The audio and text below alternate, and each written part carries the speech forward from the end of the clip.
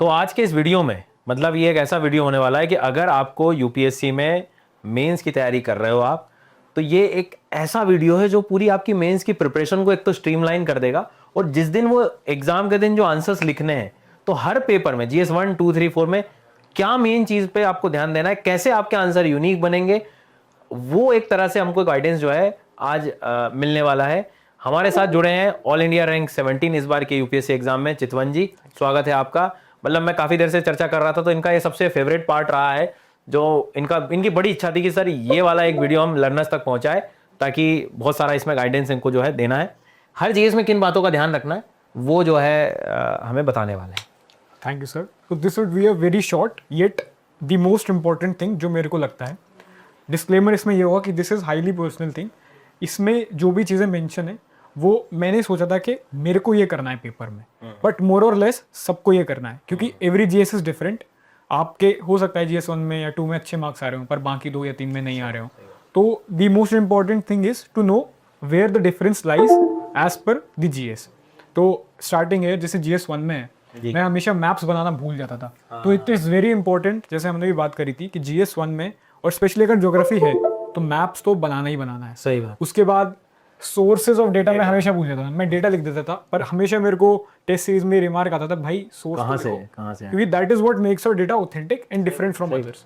फिर उसके बाद मैंने एक टॉपर की कॉपी में ये पैटर्न देखा था कि फॉर एग्जांपल ईस्टर्न घाट्स और वेस्टर्न घाट में डिफरेंस है, तो ऐसा मैं मस्त डायग्राम बनाऊंगा। यहाँ पे कुछ घाट्स या जो भी जिस भी चीज़ पे क्वेश्चन है उसके बारे में थोड़े से फैक्ट्स अंदर मैप के, और वेस्टर्न की क्या चीज़ें हैं वो इस तरह और ईस्टर्न की क्या चीज़ें इस तरह। तो this is which would kind of make my answer more presentable और अच्छा। तो आगे हम सब लोग जो है जीएस पेपर 1, 2, 3, 4 के बारे में बहुत अच्छे से जानेंगे, लेकिन इसके आगे मैं आपको बताना चाहूंगा कि ये अनअकैडमी इस बार सबसे बड़ा स्कॉलरशिप टेस्ट कराने जा रहा है फॉर द यूपीएससी एस्पिरेंट, जहां पर आपको 40 करोड़ तक की स्कॉलरशिप अवेलेबल हो सकती है, और साथ ही साथ आप 8 लाख तक के कैश रिवॉर्ड्स जो है वो जीत सकते हैं। इस टेस्ट की लिंक डिस्क्रिप्शन में है, जरूर एनरोल करें। और जो एक चीज मैं हमेशा भूल जाता था, जो मेरे को दिमाग भी आता था, कि रीड द क्वेश्चन। मैं पूरा क्वेश्चन रीड नहीं करता था, मैं क्वेश्चन की थीम देखी और आंसर लिख देता था। बट कभी कभी ऐसा होता है कि पहले की 3 लाइन या 1-2 लाइन स्कोप सेटिंग के लिए रहता है यूपीएससी, और जो क्वेश्चन होता है वो थोड़ा सा डिफरेंट होता है। तो it is very important to read the question first fully. Moving on to GS 2। GS 2 में what makes your answer different, जैसे जीएस 1 में मैप्स बहुत ज़रूरी है, हिस्ट्री के ईयर्स बहुत ज़रूरी है, और डायमेंशंस बहुत ज़रूरी है, क्योंकि दिस इज समथिंग जहाँ आपकी प्रीलिम्स की नॉलेज काम में आएगी। सही बात। बट जीएस 2 में इतना ज़्यादा प्रीलिम्स से रिलेटेड चीज़ें काम नहीं आती, तो आपको वहाँ के लिए स्पेसिफिक सोर्सेज डेटा जो मेरा सेम था, और एक चीज़ होती है जिसको हम बोलते हैं implicit demand of the question. अब किसी क्वेश्चन में पूछा है कि एक्स चीज़ के एडवांटेजेस और डिसएडवांटेज बताओ, सही बात। तो that is the actual demand, but उसके ऊपर एक बड़ा सा कोट लिख दिया, तो दैट इज समथिंग जिसको आप छोड़ नहीं सकते, इम्प्लिसिट डिमांड है। मेरी गलती ये होती थी कि मैं इम्प्लिसिट डिमांड के बारे में बहुत ज्यादा लिख देता था, तो असली डिमांड के लिए जगह कम बचती थी। तो हेयर मैंने ये लिखा है इम्प्लिसिट डिमांड का एक फ्लो चार्ट बना दो कि ये है, यहाँ लिखा, इसके बारे में 4 पॉइंट्स लिख दिए, या फिर ऐसा फिर ऐसा फिर ऐसा, करीबी पड़ी, लोग एफिशिएंट साइकिल में फंसे, फिर से प्रोडक्टिविटी में आ गए। तो जीएस 2 में और जीएस 3 में बहुत इंपॉर्टेंट चीज़ है एक इम्प्लिसिट डिमांड, जिसको एड्रेस करने के लिए जितना कम लिखें उतना अच्छा, पर उसको अगर एड्रेस नहीं किया तो मार्क्स में दिक्कत आएगी। और उसके बाद एक चीज़ थी पेस्टल, जो सबको पता है, बट हम ये चीज़ ऐसे में तो फॉर एग्जाम्पल सब याद रख लेते हैं, पर वो रिडंडेंट हो गई वहाँ भी, पर जीएस में भूल जाते हैं। तो जीएस में आप जहाँ भी फंसो, जीएस 2 में आप पेस्टल में क्वेश्चन को खोल दो। फॉर एग्जाम्पल जुडिशरी में करप्शन बढ़ रहा है, ये क्वेश्चन आया, तो आप उसके पॉलिटिकल इम्प्लीमेशंस देखो, उसके इकोनॉमिक इम्प्लीकेशंस देखो, उसके सोशल इम्प्लीकेशंस देखो, कैसे टेक्नोलॉजी को यूज़ करके आप सुपेस ऐप से इससे कैसे कम कर सकते हो, या कैसे उसको जुडिशरी का कोई भी और क्वेश्चन है या कुछ भी है कि टेक्नोलॉजी का यूज़ करना किसी भी आंसर के लिए एक वेरी गुड कीवर्ड है या वेरी गुड वे फॉरवर्ड है, वे टेक्नोलॉजी को यूज़ करके लेके आओ। और very important thing again is understanding the tail word, जो आपको देखा होगा मैंने सब जगह लिखा हुआ है। This is something which is common yet very important, जो examine, critically analyse, assess, demand है डिस्कस। तो डिमांड वो है, अगर आप पढ़ के डायरेक्ट लिख दोगे तो काम नहीं होगा, आपको ये पढ़ना पड़ेगा। तो this is something which is very important in GS 2। And moving to GS 3। GS 3 में very important one thing SDGs, क्योंकि जीएस 3 के सब्जेक्ट्स ऐसे हैं जहाँ पे एसडीजीज बहुत इजीली फिट हो जाते हैं। तो आप कहीं कंक्लूजन लिख रहे हो, कहीं इंट्रो लिख रहे हो, आपको कुछ समझ में नहीं आ रहा, एसडीजीज डाल दो।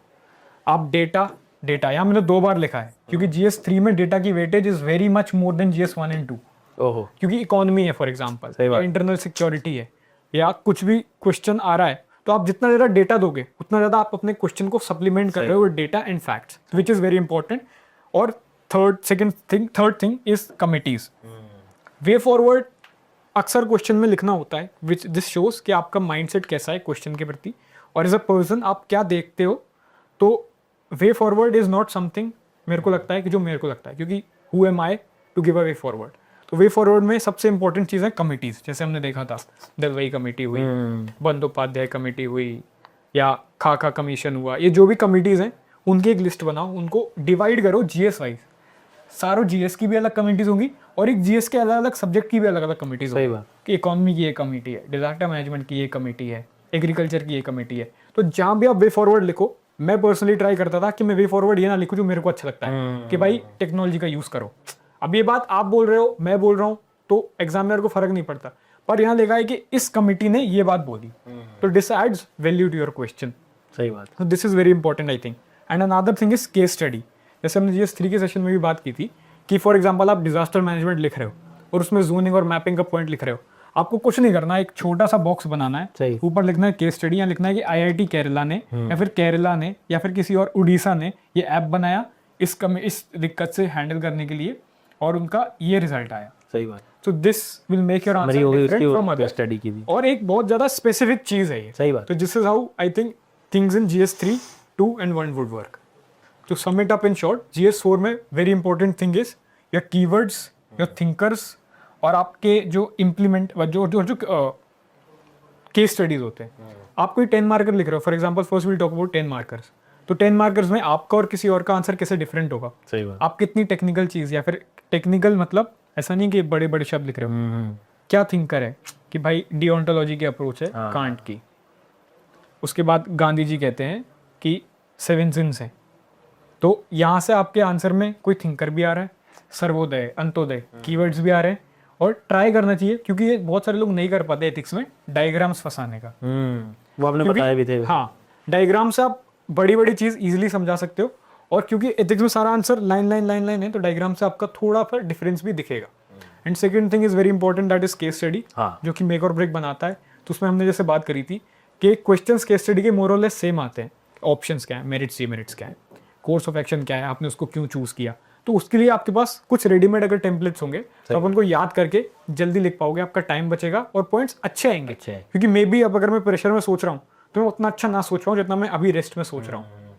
सो this is where your case studies come different. Very nice. मतलब देखो ये पूरी जर्नी है इनकी जो हमें एक पेज में इन्होंने बताई है, और ये मुझे जहाँ तक याद आ रहा है आपने काफ़ी प्रैक्टिस करने के बाद रियलाइज़ किया कि यार ये सारी चीज़ें मैं लिख लूँ अलग से। ये पहले दिन नहीं आया है, बीच में भी नहीं आया, ये 1-2 टेस्ट देने के बाद, गलतियाँ समझने के बाद, जैसे आप बता रहे थे कि सर क्वेश्चन ही नहीं पढ़ रहा हूँ मैं, तो 2-3 बार झटके लगे होंगे तब आए समझ में। तो यार ये या तो हम 2-3 साल बाद सीखो आप, या आज इस 8-10 मिनट के वीडियो को देख के सीख लो, ये आपको तैयार होना है।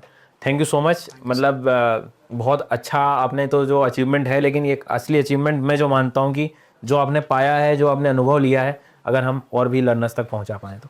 धन्यवाद हमारे साथ जुड़ने के लिए।